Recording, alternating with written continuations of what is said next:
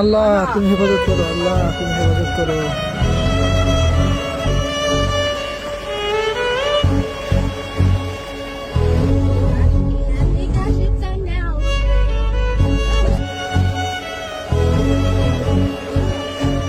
ইন্না লিল্লাহ।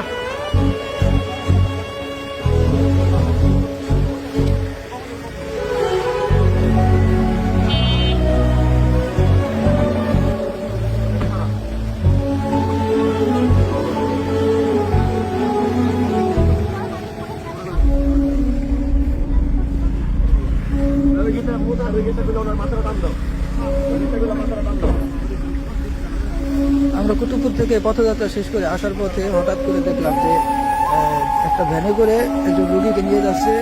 পীরজাদা হানজালা হুজুর এই বিষয়টা দেখে গাড়ি সাইড করলো এবং দেখলো যে রোগীর অবস্থা খুবই খারাপ, এই জন্য হুজুরের গাড়ি থেকে শিক্ষা করলো।